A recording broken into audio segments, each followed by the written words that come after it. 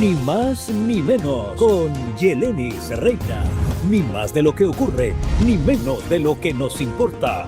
Desde lo que pasa en tu barrio, en tu ciudad y en tu condado, hasta lo que acontece en nuestro estado, en el país y en el resto del mundo, con una mirada crítica, sin parcializarnos y sin miedo a los temas delicados. Ni más ni menos que la verdad.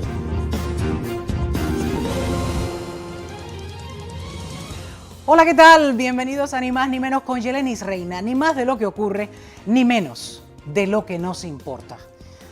Hoy nos importa el dolor de una familia que perdió una hija, una madre y una hermana en el accidente masivo que provocó un conductor extranjero en La Habana. Esta familia no supo, hasta 10 días después del atropello, la identidad del extranjero porque el régimen lo ocultaba, sí. Esta familia aún no ha recibido la visita ni el pésame por parte de esas autoridades que dijeron tenían detenido al conductor, pero no revelaban la identidad del mismo. Fue la presión de los medios lo que los hizo ponerle nombre al conductor de ese auto Audi de color rojo con el que atropelló a 9 personas. No estaban en un grupo, no, las impactó una a una, como si fuese algo intencional. Una de ellas falleció, es Mayrovis Valier Heredia, de 35 años. Tenemos el desgarrador testimonio de la madre y hermana de Mayrovis, quien deja a 3 niños huérfanos. Además, nos ocupa y también nos importa, no solo lo que pasa en Cuba, como muchos escriben debajo de cada programa. ¿Por qué no haces un programa sobre qué pasa aquí en Estados Unidos? Pues aquí la respuesta. Por si no lo has visto, siempre lo hago. Por ejemplo, hoy nos importa y preocupa el anuncio que hizo el director de salud de la Florida junto al gobernador Ron DeSantis. Dijeron que están trabajando para poner fin a la vacunación obligatoria en las escuelas públicas y también en las guarderías. Voy a conversar con un epidemiólogo para que nos explique las consecuencias de esta decisión, si se llega a poner en práctica o no. Y también tengo lo que opina la gente sobre este nuevo controversial anuncio. Y en primera fila, Don Moña nos trae su música. Nació en Nueva York de padres dominicanos, creció en Union City, en New Jersey, y desde muy chiquito se interesó por la música y es con ella con que llena las calles en los eventos llamados Block Party. Quédese conmigo que ya comienza, ni más ni menos, con Yelenis Reina. Ni más de lo que ocurre, ni menos de lo que nos importa. Suscríbete a mi canal, comparte el programa y si te gusta, toca el dedito para arriba, pues a mí también me gusta. ¡Vamos ya!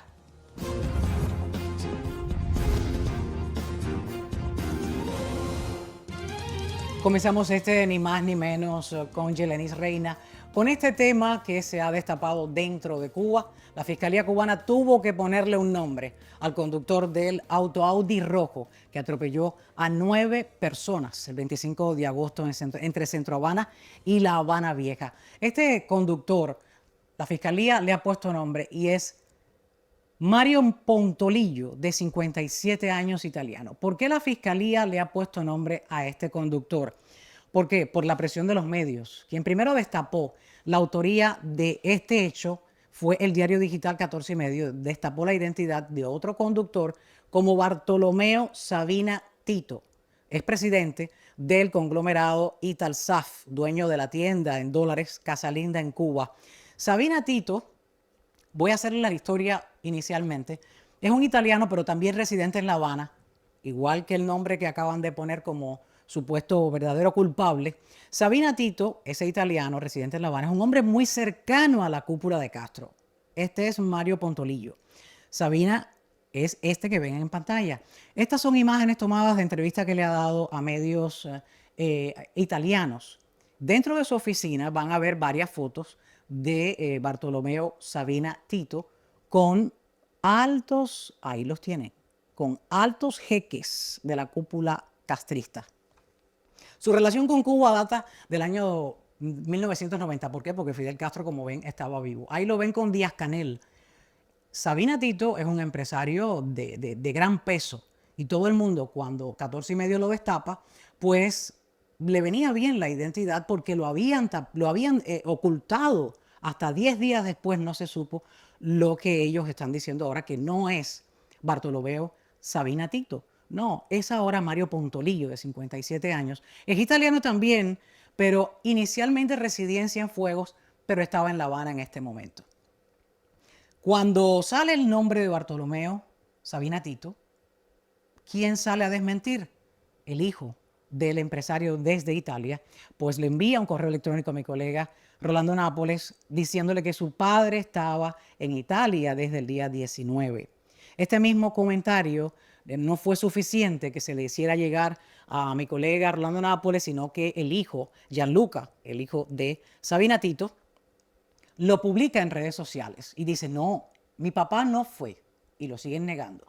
Pero acto seguido del hijo de Sabina Tito, Gianluca, lo hace el régimen de La Habana, el vocero del régimen. Sale en redes sociales y desmiente a 14 y medio de que sea Sabina Tito. Dice, ese no es. Y mi pregunta siempre está ahí en la mesa. Si tú sabes quién es, ¿por qué no lo han dicho?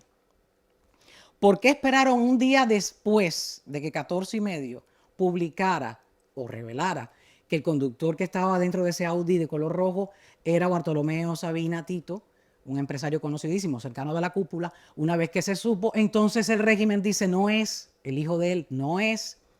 Al punto que Sabina Tito se comunica con 14 y medio. Hay un artículo en 14 y medio que lo explica.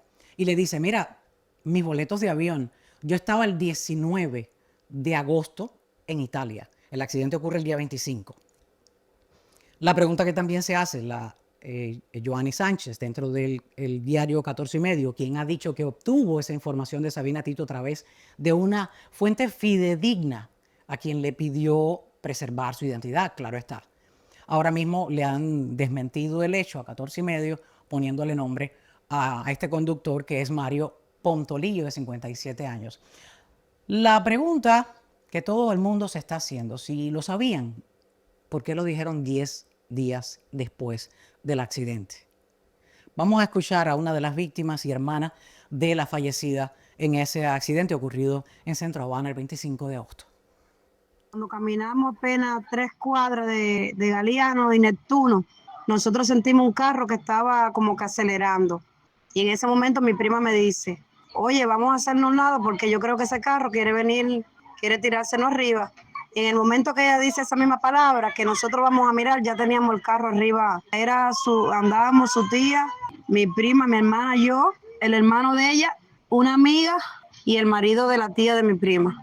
Eso sucedió tan rápido que no te sé explicar cómo fue que él nos chocó. Lo único que sé es que él nos tiró el carro a propósito, llevándose así a mi hermana, así tan llena de vida de repente. Y ahora yo no sé, mi mamá está aquí destruida, mi hermano, yo, todos estamos devastados con esta noticia. No sé.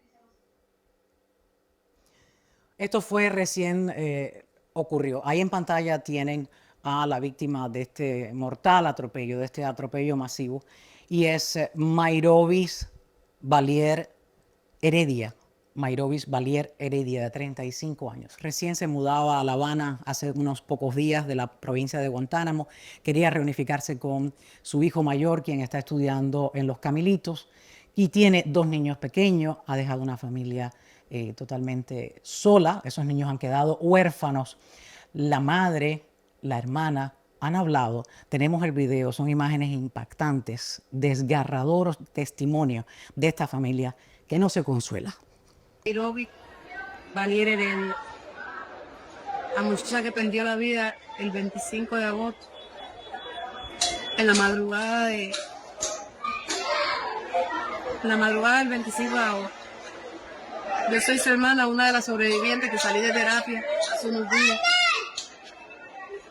Ese día veníamos caminando por Galeano, donde un extranjero nos tiró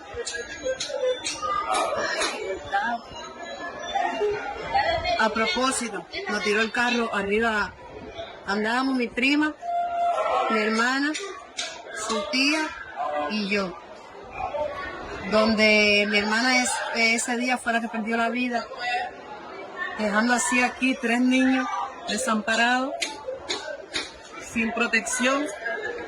Ella había venido aquí a La Habana, había llegado hacía unos días para empezar a trabajar, para sacar a los niños adelante. Y para apoyar a su niño que estaba pasando su carrera militar aquí.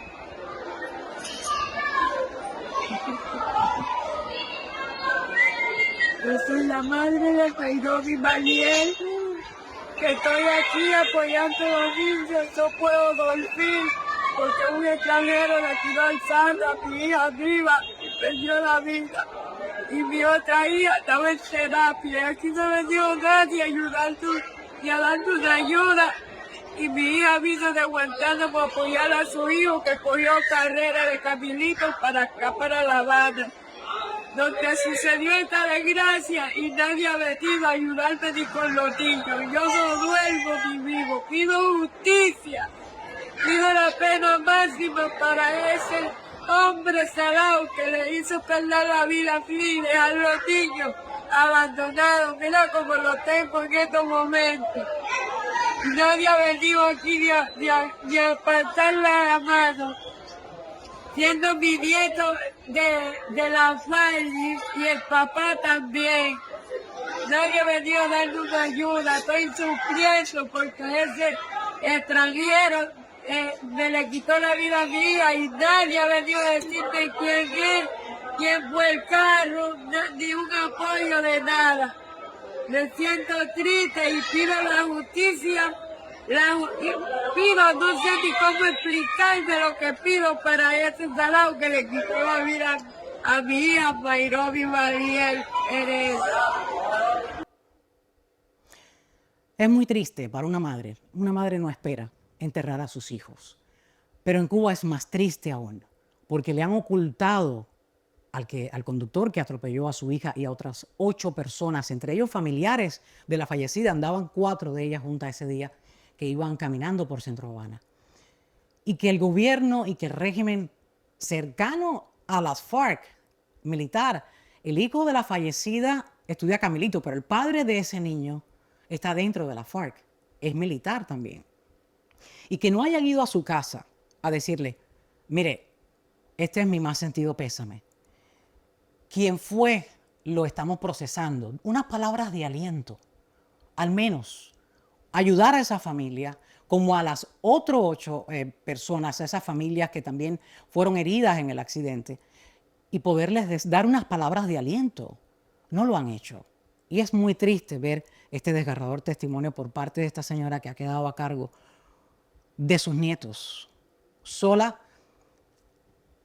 Esta madre fue a La Habana a ayudar a estar con su hijo mayor, pero también a sacarlos adelante. ¿Quién se va a encargar de hacer crecer a estos niños? ¿Cuánto vale una vida en Cuba? ¿Los podrían indemnizar? Es la pregunta. El conductor es italiano. Yo lo dije desde el principio. ¿Quién va a demandar a quién? Muchas de las personas me comentaron en ese programa, pero ¿dónde tú viviste en Cuba? ¿En qué parte viviste en Cuba cuando estabas aquí en Cuba? Porque aquí nadie demanda a nadie. No. Bueno, te lo escribí en el comentario, pero ahora te lo voy a decir. El gobierno de Cuba es el que más demanda le ha presentado al gobierno de Estados Unidos. Así como lo escuchas. Por millones de dólares.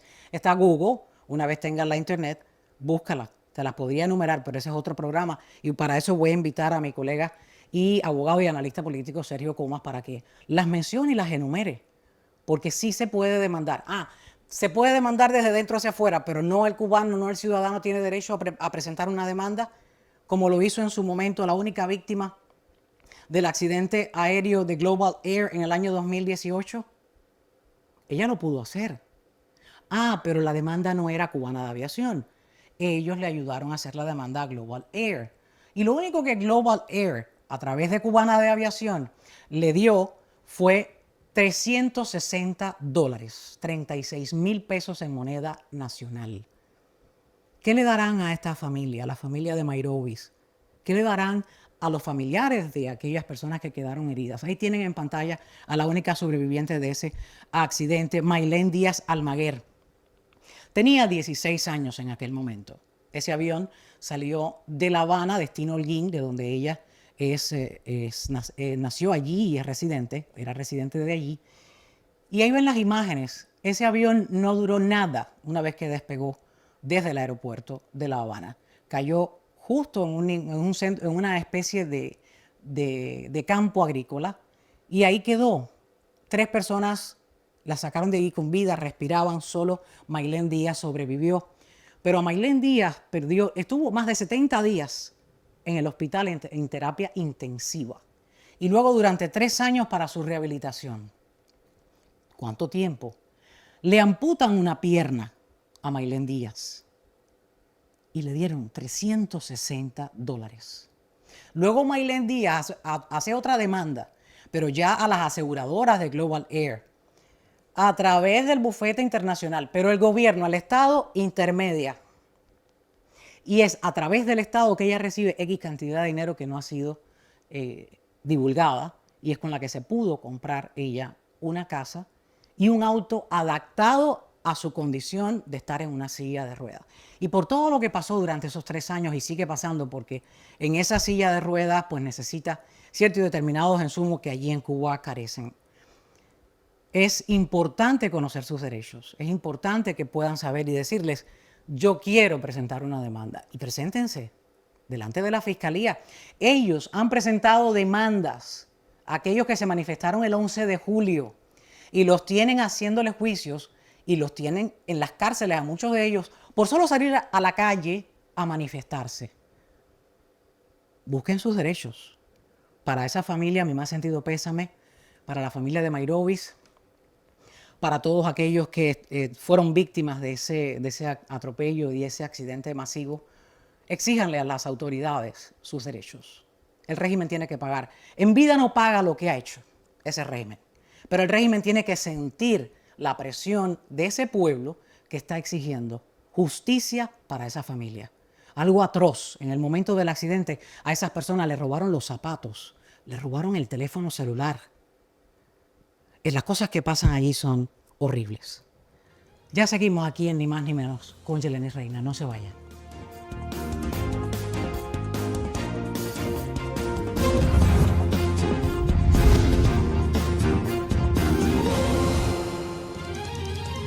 Hablemos de algo que nos preocupa aquí en el estado de la Florida, y es sobre el controversial anuncio que ha hecho el gobernador de la Florida, Ron DeSantis, junto al jefe del Departamento de Salud de la Florida, el doctor Ladapo. Y es que están buscando eliminar el requisito de obligatoriedad, sí, de las vacunas en las escuelas públicas y en guarderías infantiles. Para hablar sobre este tema, de los riesgos, las consecuencias, he invitado al doctor epidemiólogo Carlos Torres Viera para que me acompañe aquí en Ni Más Ni Menos y hablemos un poco sobre este anuncio. Doctor, bienvenido a Ni Más Ni Menos con Yelenis Reina. Gracias. Muchas gracias a ustedes por la invitación, un placer. Su opinión al respecto de eliminar este tipo de requisito cuando los niños entran a las escuelas y comienzan un curso escolar, pues es regla ya hace más de una década aquí en la Florida que tienen que presentar vacunas, presentar una tarjeta de vacunación. ¿Qué opina una vez se apruebe o pase este anuncio que han hecho el gobernador de la Florida junto al jefe del Departamento de Salud de la Florida, que han dicho que están trabajando para eliminar esto? Mire, yo creo que es un error desde el punto de vista de salud pública. Y la razón por la que pienso que es un error tiene varios elementos. Esas vacunas en general, el primer elemento es que las vacunas son efectivas, ¿eh? Y han demostrado ser efectivas por muchísimos años. Y cuando uno ve la curva epidemiológica de todas estas enfermedades infecciosas que estas vacunas combaten, no hay duda el éxito de estas vacunas. Segundo, la mayoría o estas enfermedades infecciosas son enfermedades altamente transmisibles, unas más que otras, pero todas altamente transmisibles, sobre todo si estamos hablando del sarampión, y la gente se puede dar cuenta de eso porque ahorita tenemos un brote de sarampión en los Estados Unidos y el año pasado tuvimos unos casos de sarampión incluso aquí en la Florida.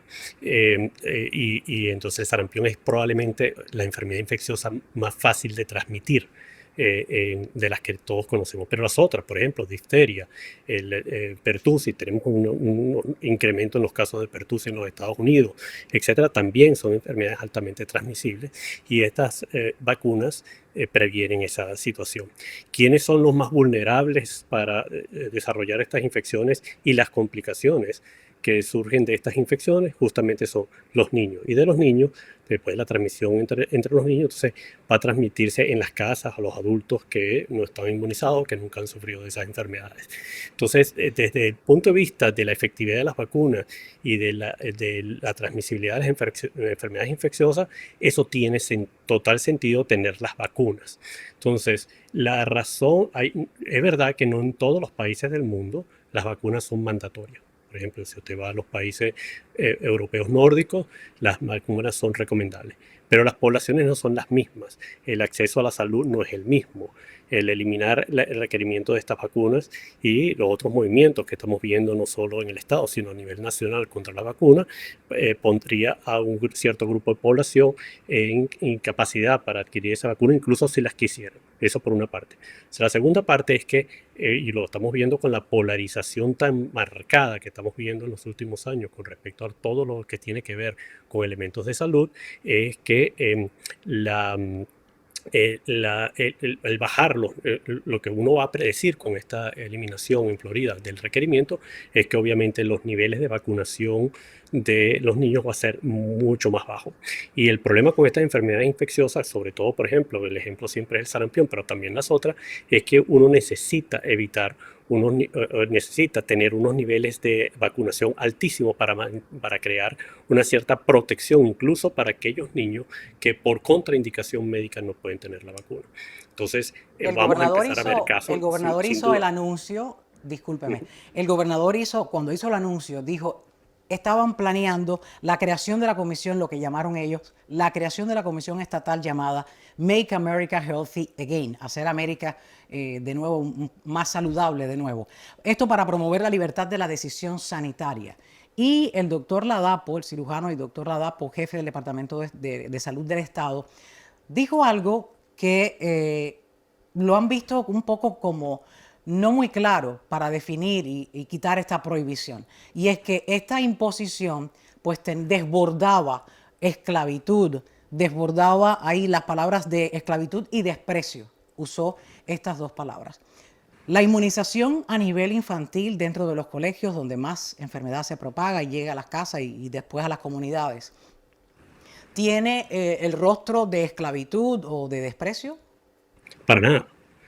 Para nada, o sea, yo creo que eso es simplemente un planteamiento básicamente político, un planteamiento para sus seguidores, pero que no tiene ninguna certeza ni son comparables. Mire, en salud pública hay cosas que son voluntarias y otras que no. Y en general, en la ley, en el mundo, hay cosas que son voluntarias y otras que no. Usted, por ejemplo, yo podría decir, si el problema es entonces la libertad para yo decidir, es que yo pudiera decir que yo puedo manejar sin tener uso del cinturón de seguridad, pero usted me va a multar si yo no uso el cinturón de seguridad, ¿verdad? Claro. Y eso me afecta nada más a mí. Si yo choco y me muero, bueno, ese es mi problema. Pero la salud pública sugiere que esa es la manera de prevenir muertes y entonces por eso lo hace obligatorio. Lo mismo, usted no me permitiría, o yo iría preso si yo decido que yo no quiero usar más ropa y salir desnudo a la calle. Hay cosas que son que la ley... Es un escándalo público y es penado. Exacto, porque por el beneficio de toda la comunidad se evitan ese tipo de cosas. Lo mismo pasa con las vacunas o con algunos otros medicamentos. Entonces, usted no quisiera permitir, y estoy seguro que muchos de los oyentes no les gustaría que un niño con tuberculosis o una persona con tuberculosis fuera a la clase porque yo quiero ir a la clase. Fuera con mi hijo a la escuela. Claro. Poniendo a todo el mundo a tuberculosis porque es mi derecho individual y yo no quiero recibir medicamentos para eso. Entonces, hay ciertas cosas en salud pública que tienen que tener un control y un paro de parte de la ley, de parte de las organizaciones que rigen la salud pública. Entonces, no todo es libertad individual. Ahí ya dentro de la permisibilidad que se le daba y los derechos que tenía el individuo, habían dos variantes que yo conozca.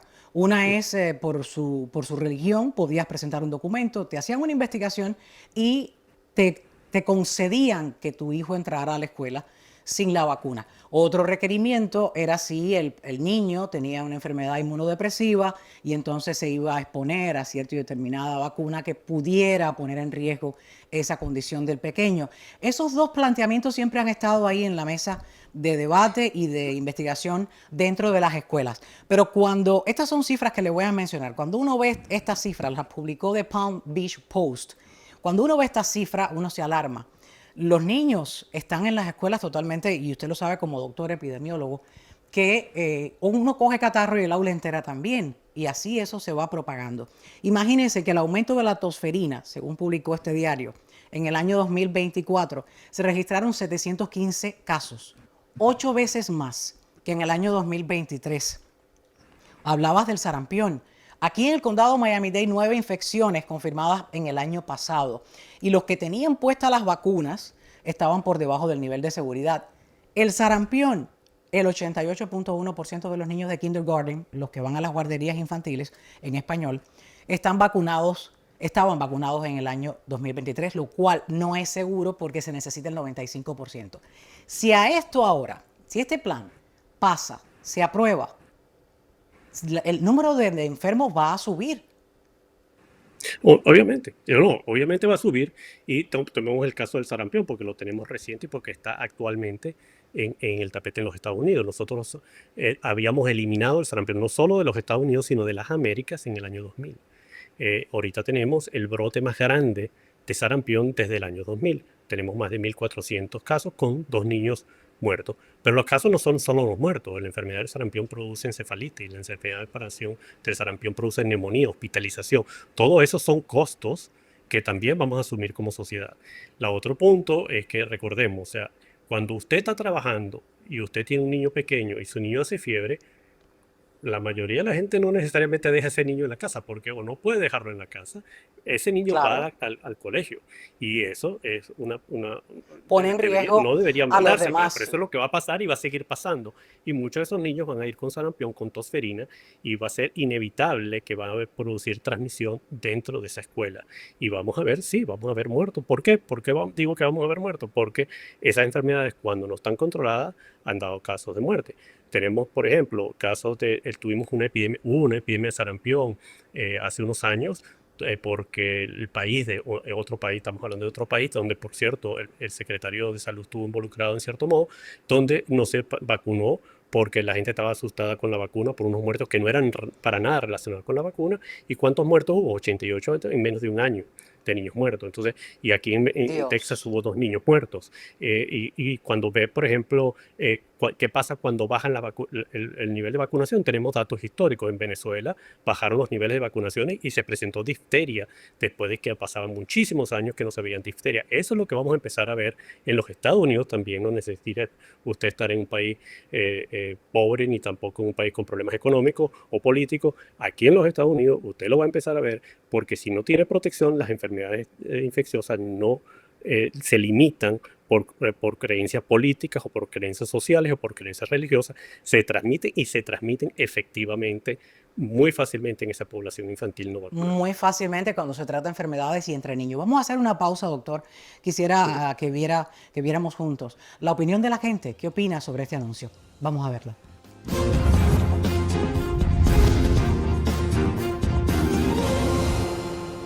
Muy buenos días. Tengo una pregunta. El estado de la Florida se va a convertir en uno de los estados en Estados Unidos que va a eliminar la vacunación obligatoria. Esto traería consecuencias positivas para algunos por no inocularse lo que el gobierno quiere y por otra parte consecuencias negativas porque pudiera dispersarse de diferentes pandemias, enfermedades que son curables. ¿Qué usted opina al respecto? A ver, buenos días ante todo. Yo, hasta donde yo sé y mi experiencia con las vacunas, yo creo que eso está muy mal, puesto que las vacunas, muchas son muy efectivas para diferentes enfermedades que se pueden prevenir a través de ellas. Yo estoy de acuerdo con una vacuna que sí dé buen resultado, no con vacunas como la del COVID que se hicieron corriendo y muchas veces trajo daños para el ser humano. En esas no estoy de acuerdo. Yo estoy de acuerdo en las vacunas que sí se fabrican con el objetivo de sanar y salvar vidas, pero no con aquellas que vienen a traerle problemas como fueron las del COVID al ser humano. A lo mejor salvó a algunas personas, pero hasta donde yo sé, las vacunas del COVID no fue el resultado esperado. O sea, usted se refiere a a las vacunas que ya están probadas a nivel mundial, como por ejemplo para curar enfermedades que ya son clásicas. Sí, estoy de acuerdo con las vacunas, por ejemplo, que se han hecho años atrás contra la rubiola, la hepatitis, el sarampión, etcétera. Esas vacunas han dado muy buenos resultados porque de hecho se exterminó esas enfermedades que antes no se podían curar. Pero sí sabemos de que esta del COVID trajo daños al organismo, al ser humano, y que no fueron tan probadas como se esperaba. No estoy de acuerdo con las vacunas que no estén probadas científicamente y que sean reconocidas. Sí estoy de acuerdo con aquellas vacunas que científicamente se ha demostrado que sí tienen un valor. Yo tengo que documentarme bien para poder decidir cómo votar, porque lo que pasó con el COVID, las vacunas del COVID fue frustrante. Entonces, tengo que ver, hay que valorar. Con respecto a este tema de la eliminación de las vacunas, yo opino, mi opinión personal sobre eso es que realmente cada persona debe elegir su bienestar propio. Si una persona está de acuerdo en vacunarse contra una enfermedad, debe hacerlo. Si una persona no está de acuerdo, no lo debe hacer. Pero ¿qué trae como consecuencia que una persona que no tenga un razonamiento personal sobre una enfermedad? Es que realmente la vacunación constituye un bien para todos. O sea, si una vacuna te va a quitar un mal o va a prevenir que venga un mal a tu cuerpo, usted debería tener la noción de poderse vacunar. ¿Por qué? Porque no solamente usted se está protegiendo por vacunarse, usted está protegiendo a su familia, usted está protegiendo a su vecino, usted está protegiendo a sus hijos. Entonces, si usted no se vacuna porque usted no quiere, por un problema de ignorancia, usted puede contraer una enfermedad a la sociedad. Entonces, realmente usted no está de acuerdo con los bienes de la sociedad. Entonces, no es un problema opcional decir si se va a vacunar o no te vas a vacunar. Realmente, la opción es vacunarte para que no traigas un problema a la sociedad que estamos viviendo hoy. Por ejemplo, mi ejemplo, yo sí me vacunaría, pero hay personas que dicen que no y entonces hay que respetar su decisión. Tengo dos opiniones, todavía no estoy muy decidida en la opinión general, pero puedo decir que hay que hacer un análisis porque también puede que haya muchas personas que no se la pongan que puedan ser afectadas. Así que espero que analicen y la situación. Gracias. Bueno, ahí escuchábamos los comentarios, la opinión de la gente sobre este anuncio del gobernador Ron DeSantis y del jefe del Departamento de Salud del Estado de la Florida, Joseph Ladapo. Estoy conversando vía Zoom con el doctor Carlos Torres Viera sobre este tema. Ya hemos escuchado su opinión al respecto, pero ahora yo le pregunto, ¿escuchó la opinión de la gente? Hay una especie de rechazo a la vacuna. ¿Cree usted que viene a raíz de la pandemia y la vacunación contra el COVID? Sí, mira, fueron interesantes las opiniones porque además fueron muy equilibradas en mi opinión, ¿no? Pero Sí. fíjate, sí, eso demuestra que además de, o sea, el movimiento antivacuna ha existido desde que la primera vacuna existió, ¿ok? Desde que apareció la primera vacuna, eso, pero se ha incrementado el rechazo a las vacunas, obviamente se ha incrementado con el tiempo y especialmente después del COVID entramos como en una crisis, ¿no? Que está disparando todas estas acciones. Yo creo que esta acción del Departamento de Salud o potencial acción del Departamento de Salud en la Florida no se hubiera dado si no estuviéramos en las circunstancias políticas donde estamos. Y todo en relación con la vacuna del COVID. Como dijeron tus entrevistados, yo coincido con ellos en el sentido de que sí, las vacunas son beneficiosas, ya lo dije. Y creo, y nuevamente, como lo dijo la última persona que entrevistaste, el problema es cuando tú te conviertes en un problema de salud pública para otro, y ahí es donde el Estado interviene y tiene que a veces imponer las vacunas, ¿no? Y ese es el razonamiento por lo cual estas vacunas están impuestas, y yo creo que cuando empecemos a ver los brotes la gente va a pedir que las vacunas se instituyan.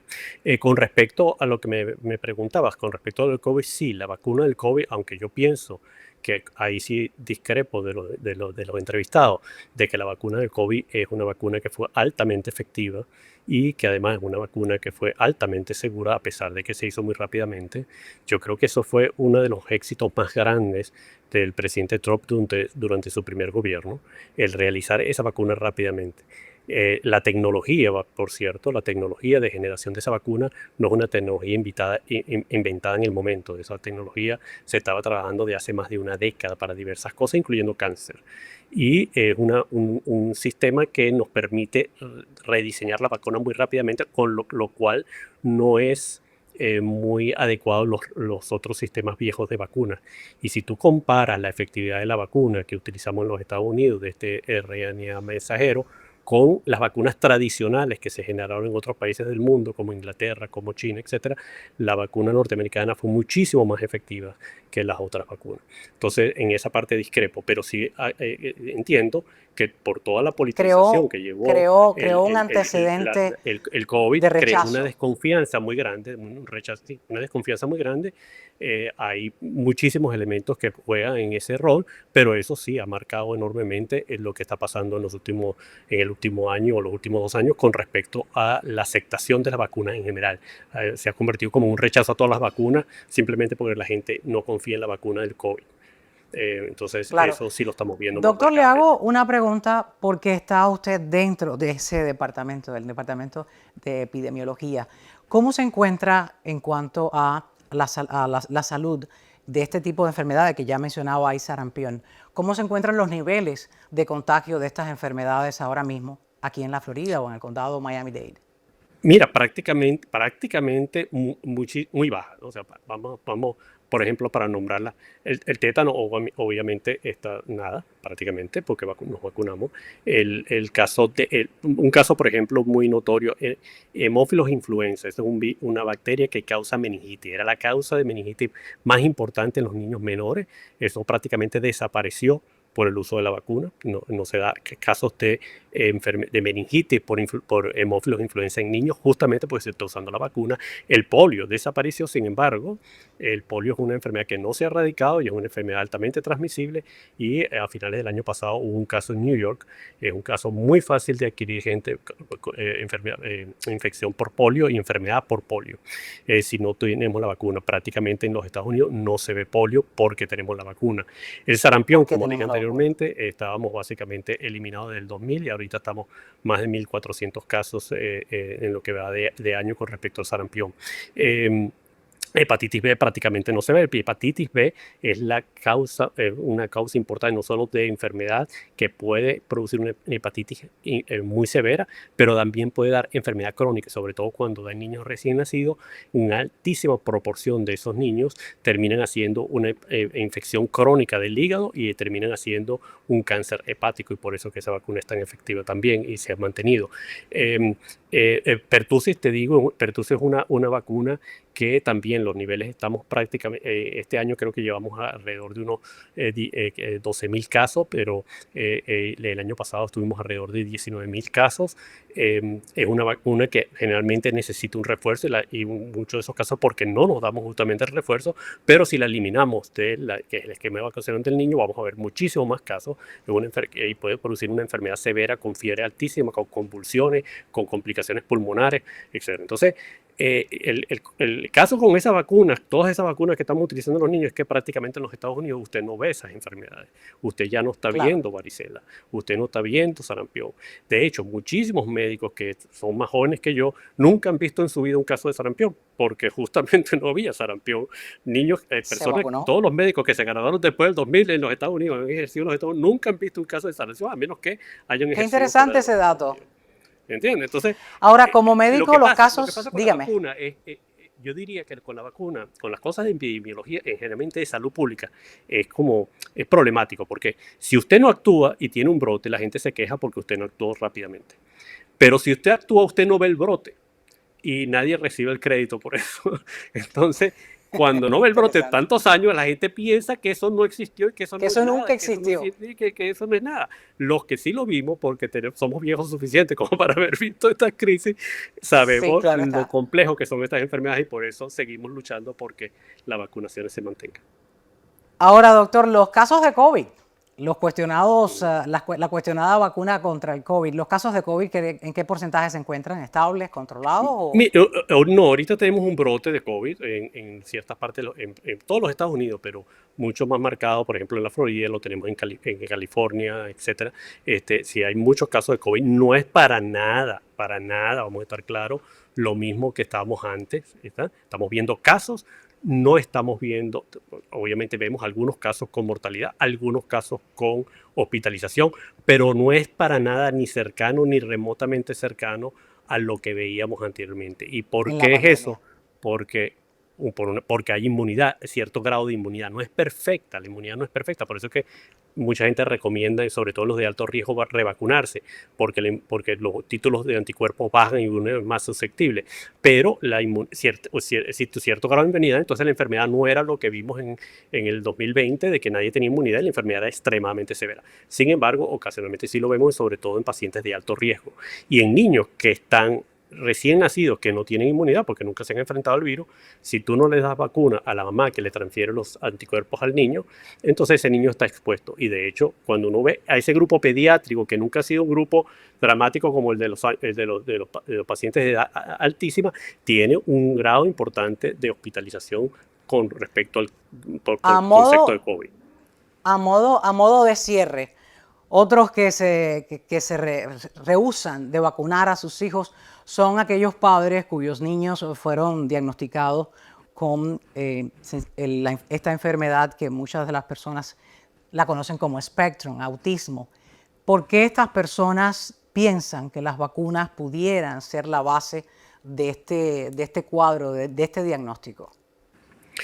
Bueno, porque nuevamente eso fue en los 90, un investigador inglés sugirió que la vacuna del sarampión producía autismo por un estudio que él había hecho en pocos casos en Inglaterra. Posteriormente se supo, el estudio fue retirado incluso de la revista médica que lo publicó. El médico fue llevado a juicio. El médico había ciertos intereses económicos porque le estaba trabajando con una empresa que promovía una vacuna alternativa. Los casos, el estudio de esos casos fueron creados, inventados, etc. Y el médico se le retiró incluso la licencia en Inglaterra. Ese médico está aquí en Texas todavía promoviendo la historia sobre el autismo. El aumento de esta enfermedad debido a la vacuna. Exacto, entonces el problema del autismo es que hemos visto un aumento del autismo, los estudios epidemiológicos sugieren que gran parte del aumento del autismo que uno está viendo es porque la definición cada vez se ha hecho más amplia. Antes definíamos autismo al paciente que estaba, el grado más severo de autismo, si usted quiere. Y actualmente la realidad es que a medida que se ha ido aprendiendo, la definición de autismo se ha ido aumentando y entonces ahora por eso que es un espectro. Pero toda esa gente cabe dentro de eso. Entonces, por eso es que los números son tan altos. Los números son altísimos porque cada vez estamos identificando más gente, porque cada vez estamos expandiendo la definición. Y eso es lo que los estudios han demostrado. Ahora, se han hecho suficientes estudios, no solo en los Estados Unidos, sino en todo el mundo, para determinar si las vacunas, y en particular la vacuna del sarampión o de la triple viral, que fue la que más se atribuyó, producían autismo, y ningún estudio serio realmente, y no estamos hablando de uno o dos, ninguno demuestra que realmente la vacuna del sarampión produce autismo. Es un tema muy delicado, muy personal, y la gente le cuesta entenderlo y aceptarlo. Sí, como acabas de decir, muy personal, porque qué padre no quiere el bien para su hijo, pero cuando ve esa situación y hay tantos estudios donde la base no es tan sólida, pues pasan estas cosas. Doctor Carlos Torres Viera, epidemiólogo, y ha sido un placer que me acompañe para debatir este plan que tienen en la Florida el gobernador Ron DeSantis y el jefe del Departamento de Salud, Joseph Ladapo, de eliminar la obligatoriedad de la vacunación en las escuelas públicas de la Florida y también de las guarderías. Gracias, doctor. Muchas gracias a usted, un placer, y gracias por entrevistarme y por tomar este tema tan interesante y tan importante para la salud de la población de la Florida. Igualmente. A ustedes en casa, quédense conmigo, ni más ni menos con Yeleni Reina. Continúa. No se vayan.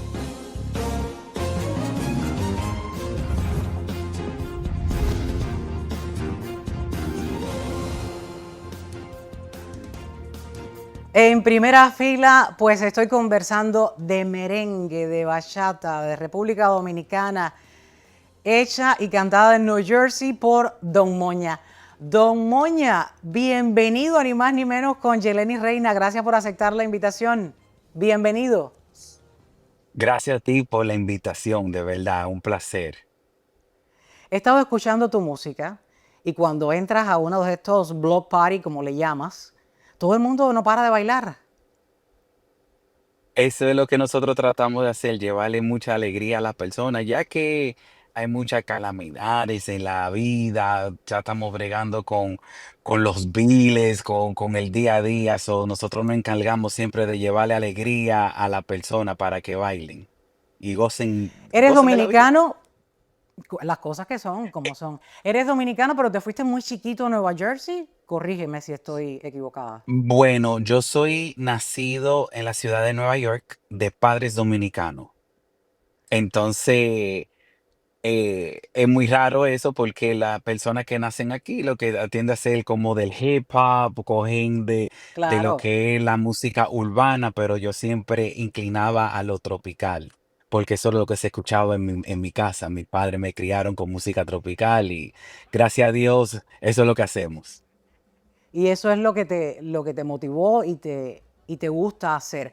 ¿Cómo comienza tu carrera? Me vas a responder eso ahora, pero vamos a poner un poquito de tu música para que todos los que están mirando ni más ni menos pues sepan de qué se trata. Y luego me dices cómo fue que te entró el bichito de la música, aparte de la música que te ponían tus padres en casa. Vamos a verlo.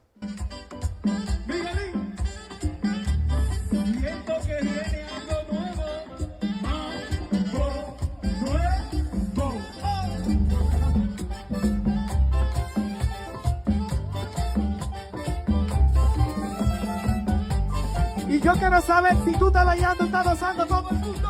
Con la mano. Llena esa cuadra de público tuyo bailando a ritmo. ¿Qué título es el de esa canción? Esa canción se llama Lo que te gusta, autoría de Que en paz descanse de nuestro Johnny Ventura. No sé si conoces de él, el caballo del merengue. Claro. Que le hicimos un homenaje. Y ese show fue un black party. De ahí donde yo estoy saliendo, de ahí, de ese building, fue que yo me crié. Entonces tuve la bendición que el alcalde de Union City, Brian Stack, nos dio los permisos correspondientes para nosotros, para llevar mi música a mis vecinos. Ahí estaban abuelitas que conozco desde que me vieron desde pequeñito, estaban vendiendo comida y toda esa gente ahí, como le digo yo, que vieron a uno crecer. Porque naces en Nueva York y luego te llevan aquí a Union City. A Union City, New Jersey, sí, porque mis padres, cuando en los tiempos del 80, Nueva York no era una ciudad, como le dicen, segura, y nos mudamos hacia New Jersey. Y ahí fue que empecé a ir a la escuela, ahí empecé a escuchar lo que es el merengue, y con un grupo de compañeros de nosotros hicimos una banda de merengue, y ahí fue que empezó todo. Así con Vamos a los años escuchar fuimos pasando. Vamos a escuchar otro pedacito de tus presentaciones. Te está engañar. Si por ti quieres la otra, a mí me quieres. Te quiero pa' eso. Mira la llave de carro, mira la nave que ando. Que cuando subes al escenario no paras y quieres seguir. No. Yo estaba mirando en uno de tus videos que estás haciendo un documental y transitabas por una calle que te traía muy buenos recuerdos. Háblame un poco de esa cuadra. Se llamaba algo así como Summer Avenue y mencionabas un Summit estudio. Avenue. Y mencionabas un estudio musical donde entraste por primera vez y que ese estudio estaba detrás de qué negocio. Era una botánica. Al frente era una botánica, y entonces en la parte de atrás había un estudio de grabación. Entonces eso como que no mezcla, como una botánica con lo que se llama un Sí. estudio de grabación atrás. Tú entrabas, vamos a Es- explicar para los que no saben qué es una botánica. Una botánica es una tienda que se dedica a vender pues cosas santorales, espirituales, desde un santico hasta un gajo de una hoja que sirva Exacto, para hacer algún tipo de limpieza. Y entonces ahí exacto, tú sí. decías, eso no me cuadra. Si entro ahí, capaz que me hagan algo y yo no sepa por dónde salir. Le tenías un poquito de miedo, pero cuando te enteraste que detrás de la botánica estaba el estudio, pues ya confiado. ¿Qué edad tenías? Yo tenía en ese tiempo como 14 años, de 14 años. Entonces, yo siempre veía eh, que entraban como congas y instrumentos musicales y a veces se escuchaba la música. Y un día yo entré y el señor se para y me dice que cómo te puedo ayudar. Y yo me quedé así como frisado. O sea, en paz descanse, Pablo, de verdad que donde quiera que papá Diosito lo tenga en su santo seno. Entonces, eh, él me dijo, sí, aquí un estudio de grabación, ¿quiere pasar? Y ahí fue que empecé yo a hacer relaciones y como quien dice, ahí empezó mi historia musical porque empecé a ver lo que era un estudio de grabación, iba todos los días, aprendía de él, él me enseñaba. Cuando él tenía, es cómico porque a veces él tenía que parar las grabaciones para ir a consultar Ajá. a alguien en el frente y De ahí después el miedo regresaba tuyo. atrás y seguía la grabación. De ahí el miedo tuyo. Entonces, si entro ahí, ¿qué me va a pasar? Me van a hacer algo Exactamente. malo. ¿Y tú qué, Pero pensarías que fue la una música era bendición. parte de un ritual, un tambor o una especie de toque a Sí, algún santo o sí, algún espíritu? exactamente, ¿Qué? sí, pero Como son las cosas y las gracias a Dios historias sí de no la fue. vida, ¿eh? Así mismo es, después de ahí empecé a darle carácter, a según los años pasaron, eh, hubieron diferentes agrupaciones que después vieron mi talento, me contrataban para ese tiempo, porque antes de yo descubrir, yo sabía que tenía eso, pero para hacerlo, ejercerlo en el ámbito profesional, eh, ellos me contrataban para que le montaran sus coreografías, porque era coreógrafo. Eso era algo como que, porque siempre me gustaba bailar. Am, entonces así fue que yo empecé. De ahí tuve la oportunidad de participar con, como le digo yo, mi papá en musical se llama el GQ del merengue, Julie Julie, que fue que me dio la primera oportunidad como eh, profesional. Y de ahí fue que yo aprendí cómo hacer coros. Después de ahí yo iba con él a diferentes estudios de grabaciones para hacer coros. Hasta que después de ahí, cuando termino mi ciclo con Julie, como le digo yo, mi big break fue con 24K Records, que es nada más y nada menos la casa disquera de Raúl Acosta de Oro Sólido. So fui a audicionar y participé con la banda que es mi mejor amigo, que lo quiero y lo amo. Siempre en toda la entrevista que digo, siempre lo menciono, que se llama Miguelín y Mambo Nuevo. Nosotros ahí empezamos a venir aquí a la ciudad de Miami. Era un grupo juvenil en los años de los 2000, en el año 2000, 99, 2000. Y después de ahí, en el 2003, fue cuando me dieron mi patadita y la primera oportunidad para participar con, digo yo, con la banda más famosa de los Estados Unidos de merengue que ha existido en el mundo, que se llama Oro Sólido. Oro Sólido, es conocida. Eh, Sí, claro que sí, sí. ahí ¿Cuál, fui corista de, ¿Cuáles son tus, perdón, dime, ¿qué fuiste allí? ahí fui corista de la orquesta de Oro Sólido por más de, digo yo, todavía estoy ahí con él, digo, cuando él me necesita, yo siempre estoy ahí, eh, casi 20 años con la agrupación de Oro Sólido.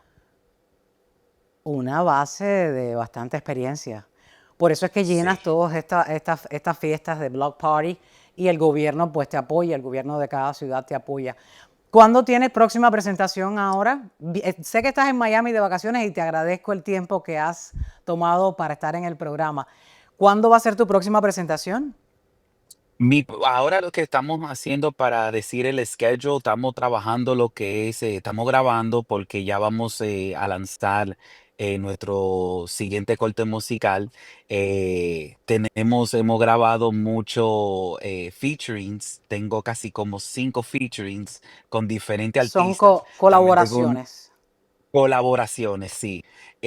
Tengo una con un artista bien famoso, cubano, que se ¿Sí? metió creo que la música que está de moda se llama reparto, ¿right? Sí, Corríjame, reparto.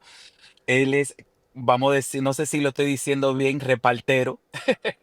sí, así se Eh, dice. Se dice así, entonces no puedo dar mucho detalle, pero yo sé que cuando esa canción salga, ¿Puedes eh, decir cómo se va a llamar o de qué trata la letra? se trata la letra de un hombre chismoso, que creo que en Qué raro. cubano, en cubano creo que le dicen bretero, Sí, no sé si ya, es una ya mala ahí es cuando. palabra. No, no lo es eso, pero cuando ya te dicen bretero, ya eres la academia del chisme. Ah, ok. Ya ese es el presidente del departamento del chisme. Chisme. Es bretero. Ok. Bretero y Entonces, medio en la jerga popular. Don Moña, muchísimas gracias. Vamos a despedir este segmento con tu música. Gracias, gracias por estar aquí en Ni Más Ni Menos con Yeleni Reina y muchos éxitos y disfruta tus vacaciones aquí en Miami. muchísimas gracias, gracias por mantener nuestro trabajo en cuenta y muy pronto nos vemos por ahí por los estudios. Claro que sí, invitadísimo estás. Nos vamos con tu música. Gracias. Bendiciones.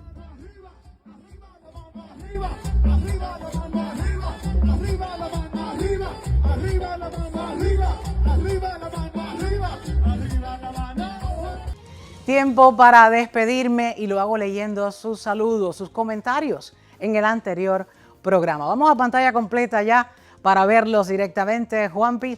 Ahí los tienen. Vamos a leer el comentario de Justino Martín 6906. Dice, saludos desde España. Tus programas son muy buenos. Enhorabuena. Gracias por ver el programa desde España. Nirma Rodríguez dice, saludos para usted, Yeleni, y para su siempre recordado Orián Brito. Gran estima a mi colega y amigo. Gracias por comentar. Elsa Galván escribió, muy bueno el programa de hoy. Saludos para Orián Brito. Paso a leer el de Mónica Jiménez. Saludos y gracias por tu programa. A todos, mil gracias por ver el programa, por compartir el video, por comentar y, ¿por qué no?, por darle ese dedito para arriba que, como le he dicho ya, me gusta muchísimo a mí también. Quiero saludar a Jorge Fernández Fonseca. Me acabo de saludar a la entrada del edificio donde se graba este programa y me ha dado mucha alegría porque me veía desde los noticieros y dice que ahora me sigue aquí por Ni Más Ni Menos con Yeleni Reina. Jorge, muchísimas gracias. Hablamos muchísimo sobre la historia de Cuba, la verdadera historia de Cuba, y fue un gran placer haberte conocido en persona. A todos ustedes, mil gracias. No olviden compartir y si tienen alguna denuncia, pueden escribirla al correo electrónico que ven en pantalla, al correo electrónico del programa Ni Más Ni Menos y también al número de WhatsApp del programa Ni Más Ni Menos con Yeleni Reina. Ni más de lo que ocurre, ni menos de lo que nos importa. Nos vemos en un próximo espacio. Hasta la próxima.